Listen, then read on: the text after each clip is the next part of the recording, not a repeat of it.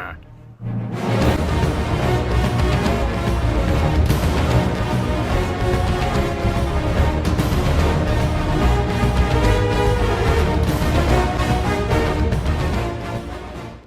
everyone, Lucamus Prime here, so it's time for another franchise ranking video today, and today guys, I'm going to be ranking a franchise that I got done watching this year and is now definitely my favourite action and fantasy swashbuckler franchises of all time.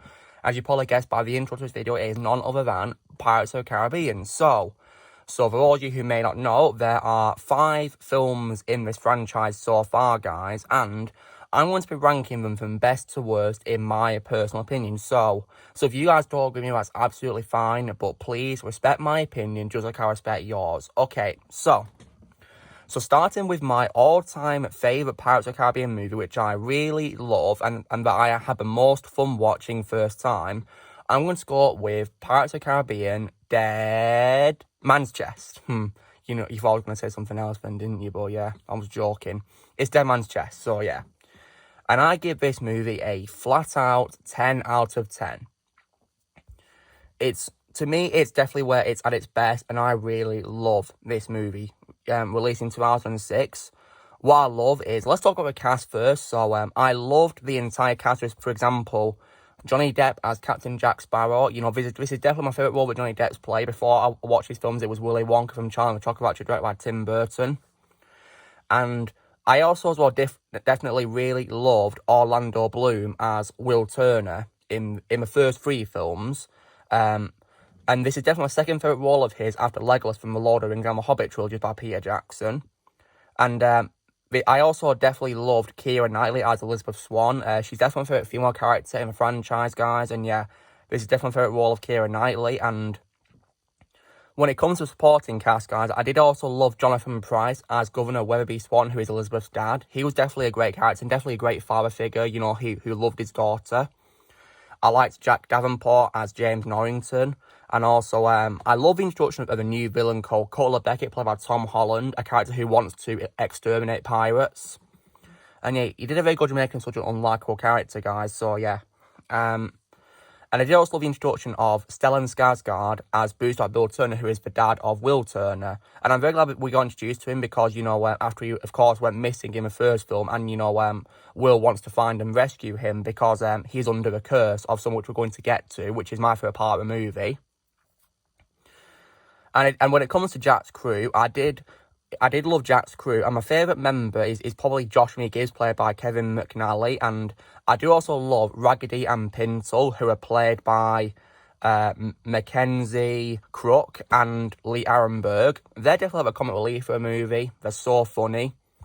But what is my favourite part of the movie, guys, is definitely the villain, Davy Jones, who is played via motion capture by Bill Nighy. That's my favourite role that he's played, and Davy Jones is one of my favourite, you know, motion capture characters of all time, alongside people such as Gollum from the Lord of the Rings and the Hobbit trilogies, and also Thanos from the MCU, and also King Kong for the 2005 movie.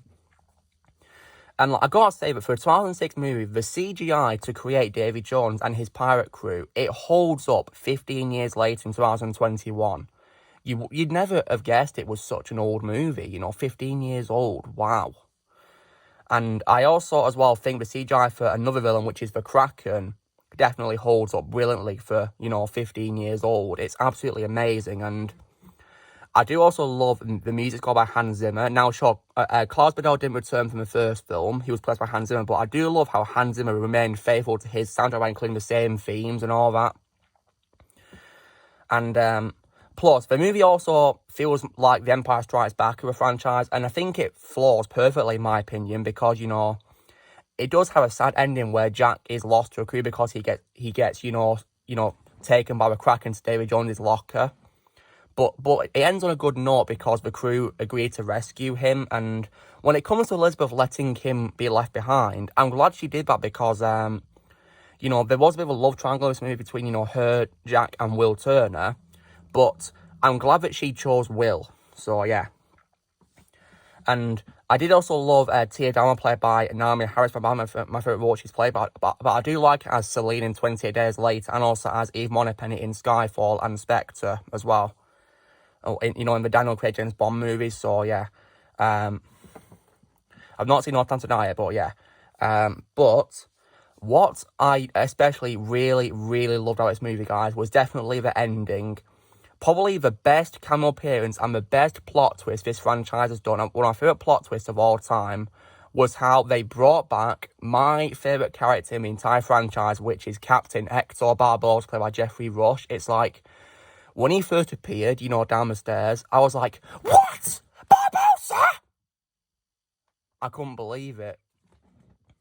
Like, I was so shocked. And, because I think he definitely deserved better than what happened in Curse of Black Pearl. So I'm so glad they brought him back as, like, an anti-hero type of character. And, yeah, he's definitely my favourite character in the franchise, guys. So, yeah, and it's my favourite role of Geoffrey Rush, absolutely. So, yeah.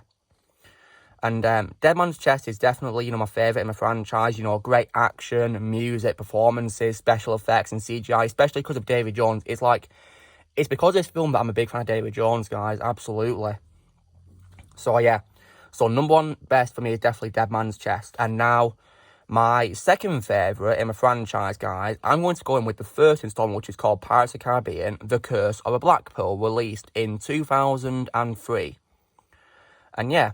This movie, it was feared it might be like a bad movie at first because, many films that have been based on Disneyland rights have had bad reviews. But this movie, which was directed by Gore Verbinski, who is, in my opinion, guys, the only director of this franchise, and there's no more after him, he did an absolutely phenomenal job with this movie, directing it. Like, all of his, once again, performances by the cast are amazing, such as, Johnny Depp as Jack Sparrow, Orlando Bloom as Will Turner, Elizabeth Swann played by Keira Knightley. And I gotta say that Elizabeth's development, in this movie was absolutely amazing, when she starts off as being like an innocent woman, who is, who is pulled into this drama of, the whole curse thing, and then she becomes a brave warrior towards the end, which I really loved, guys. Great development. Once again, I did love Jonathan Pryce as Governor Weatherby Swan, Jack Davenport as James Norrington, and I did also love, like I said before about Barbossa, the reason why he's my favourite character in the franchise is because he was such an entertaining, great villain in this movie. Really amazing. And he's very special. He's a very special character, in my opinion, and I love his line where he says, you better believe in ghost stories, you're in one. Like, that was such a great line, yeah. And plus, I do like the developments of, the Black Pearl crew, how they start off being, enemies, but eventually they become, allies of Jack, which was pretty cool. And plus, I did also like as well the appearance of Zoe Saldana as Anna Maria, a pirate who joins Will and Mr. Gibbs, so yeah. And, but I do like her more as Gamora in the MCU, guys, so yeah. And just like with Dead Man's Chest, the action is amazing once again. I love Klaus Badell's music score, absolutely, really great. And special effects are also really good for a time as well. But if we touch on any bad qualities, I'd say probably Finn Barbossa deserved better than dying, because like I said, he was a great villain. So I'm so glad Dead Man's Chest brought him back. And I think the CGI for skeletons, you can easily tell it's a 2003 movie because of the CGI for skeletons. It doesn't really hold up very well, in my opinion. But yeah. But I can let all of those slide because I give this movie a 9 out of 10. It's easily my second favourite franchise and probably the equivalent of a New Hope from Star Wars, because it's a great start to a great series. And now we get on to my third favourite in the franchise, which is Pirates of the Caribbean at World's End, released a year after Dead Man's Chest in 2007, because they filmed those films back to back. And this movie I definitely was really hyped to watch because of the ending of Dead Man's Chest where Barbossa returned. And yeah. So my thoughts on it, well, I think it's definitely a good film. Don't get me wrong, it's a very good film, but I don't think it's as good as the first two films, and we'll get to why. So the good qualities, once again, performances by the cast are amazing. Johnny Depp as Jack, Orlando Bloom as Will, Keira Knightley as Elizabeth, Stellan Skarsgård again as Bill Turner, Bill Nighy was once again phenomenal as Davy Jones. And I did also like the introduction of Chow Yun-fat as Sao Feng, who is a pirate lord of South China Sea, which was pretty cool. Because they recruit loads of pirates from across the world, which was pretty nice, to unite against Cutler Beckett. Once again, loved Naima Harris as Tia Dharma, Kevin McNally as Gibbs as well. Jonathan Pryce as Weatherby Swan as well. And definitely, Barbarossa once again, because when he was, anti-hero in this movie, teaming up with, Jack's crew, he was very entertaining, really amazing, and yeah. And I do also love the Battle of the Maelstrom. That's one of the most epic battles I've ever seen, guys. Really amazing final battle. And I like how this movie also gave, a sympathetic side to Davy Jones where they revealed his backstory.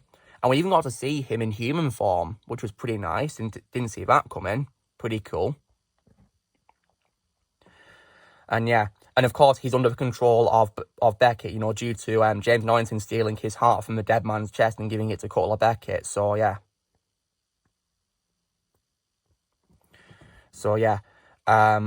Now, if I was thinking of any, bad qualities of a movie, well, for example, I definitely think, that Weatherby and James Norrington deserve better, because I don't like how they were both killed, guys, because, especially Weatherby, because I hate how he died off screen so early into the film, and yeah, it was pretty sad seeing how Elizabeth reacted because she was heartbroken, but it shows how great of an actress Keira Knightley is, guys, definitely. I just felt Weatherby deserved much better, and I didn't like how James Norrington was killed by, Boostar Bill Turner either. Didn't really like that. It wasn't Boostar's fault because he was under control of the curse, because he was part of a Dutchman, so yeah. But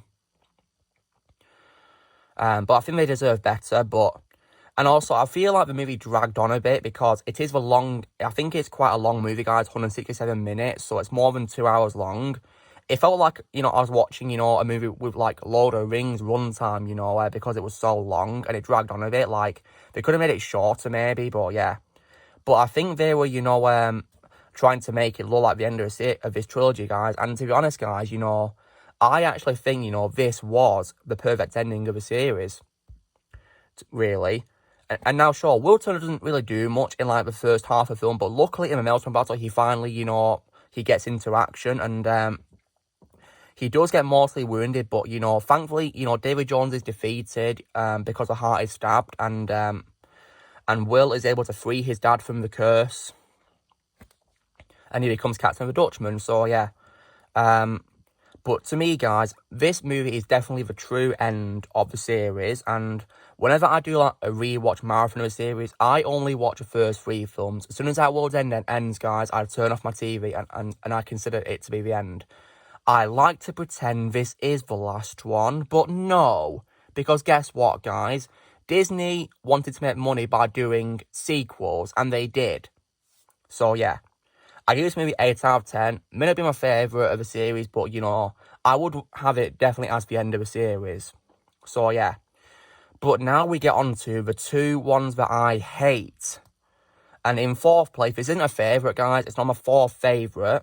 In 4th place, we have what is the 4th film in the series, which is Pirates of the Caribbean on Stranger Tides. Oh, God, I don't like talking about this, but here we go. So this was released in 2011, guys, and, I just think this was such an unnecessary sequel, guys. I really do. But is there anything good about this movie? I mean, once again, Jack Sparrow was still a likeable character, so was, Josh Mia Gibbs, and absolutely. And also the other crew who returned from the previous film, Jack's crew. But what I really don't like is I feel like they mistreated Barbossa at the start of the film, because I really hated how, it's revealed at the start of the film that, Barbossa has lost the Black Pearl and it's in a bottle, and also how he's lost a leg. What the heck? You're Barbossa, one of the best characters of all time, and you've lost your ship and a leg? No. And yeah, and when it comes to new characters, I really did not like Angelica, guys. She was so uninteresting and annoying. I didn't like her. I didn't mind Penelope Cruz's performance. She did the best she could with what she was given, but I hated her character. She just got on my nerves. I didn't like her. Jack Sparrow didn't need a love interest at all. Such an unnecessary addition, and guys, don't even get me started on the villain, which is Blackbeard, who's actually based on a real-life pirate, guys. I really did not like Blackbeard in this movie. He was so, generic and boring. He really got on my nerves, and, he's nowhere near as much of a great villain as, villains like, Davy Jones, Barbossa from the first film, or Cutler Beckett at all. He's nowhere near as good as them for me. Ian McShane did the best he could as him, but I just think Blackbeard sucked. Thankfully, Ian McShane redeemed himself 3 years later when he played Winston in the John Wick films. So, yeah. And another good quality I would say is, once again, Hans Zimmer returning to do music like he did for, the second and third films. So, yeah. But, yeah. And, guys, don't get me started on the romance between a random pirate and a mermaid. That was just so forced and unnecessary, underdeveloped, and they never even confirmed the fate of the pirate. They took him underwater to an unknown fate. They never confirmed what happened to him. I hated that. But yeah. But I am at least also glad the movie did not bring back Will and Elizabeth, because I think it would have ruined their ending at World's End, because I think their story perfectly ended with at World's End. But despite this, guys, I hate this movie. I don't like to rewatch it or talk about it, so I give it a 5 out of 10. But now, oh God, now we get on to what is, in my opinion, the number 1 worst Pirates of the Caribbean movie ever, which is none other than Pirates of the Caribbean, Dead Men Tell No Tales, or Salazar's Revenge, whatever you want to call it, released in 2017, 6 years later. And oh God, I don't know where to begin with how much I despise this movie. I mean, okay, I'll try and get through the good stuff first, guys, okay. I will say that once again, Jeffrey Rush as Barbossa, his performance was still amazing. He's still an entertaining character. I've loved him. He's still my favourite character. Kevin McNally as Josh Gibbs was once again entertaining as well. And I did like the introduction of Brenton Fraser as Henry Turner, the son of Will and Elizabeth. But the thing is, though, guys, I think they retconned his name, because I'm pretty sure in the credits of World's End they called him Will Turner Jr. So, yeah, they retconned his name. So, yeah, but Brenton was actually a pretty good choice to play their son, because he does have a resemblance to both Keira Knightley and Orlando Bloom a little bit. But I like him way more as Robin in the Titans Netflix show, well, HBO Max now, but I like him more as Robin, Dick Grayson, who becomes Nightwing, but yeah. And also, the visuals were also pretty decent as well, guys, good as ever. And Jeff Zanelli did a pretty good job, with music, how he stayed faithful to Hans Zimmer's score, and of course Klaus Badell's, but yeah. Plus, another good quality as well was the CGI to create young Jack Sparrow was, pretty decent in my opinion, but I didn't really like that scene very much, to be honest, but yeah, because of something that happened with, like, plot holes and retcons, so yeah. But on to bad qualities, it's full of bad qualities for me, which I hate, so one of the worst things this movie did was how it mistreated Jack Sparrow, because unlike the first 4 films, they made Jack Sparrow into such an unlikable character, because they made him a lazy, drunken idiot. Because all he cared about was getting drunk at a pub, and that was it. And I especially hated how he gave up his compass just for a drink. Like, what the hell, Jack? Like, what happened to Jack in this movie, guys? They ruined him in this movie. They completely butchered such a great character who I've grown to like watching these films in order.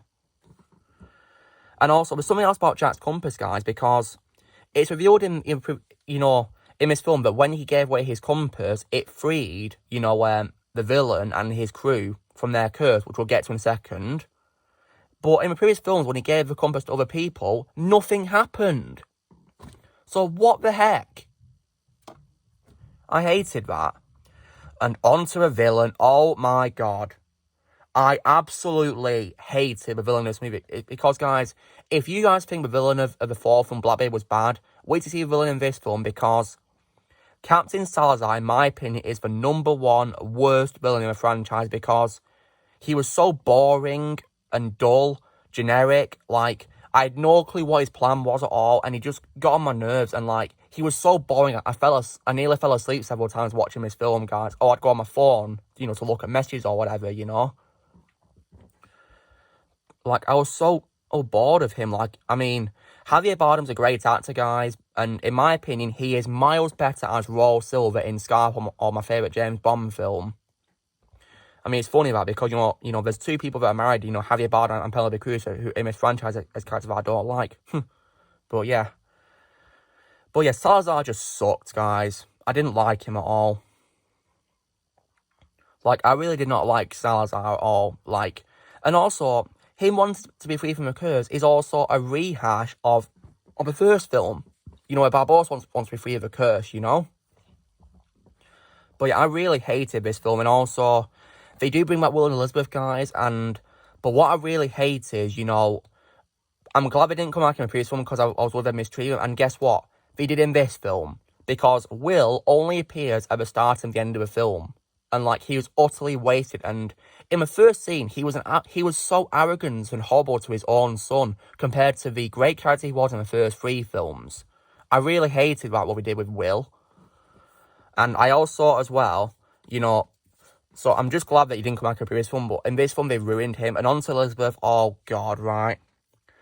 I really hated how, despite putting in a trailer for a film, you know, which really was very misleading, Elizabeth, you know, only appears at the end of the film.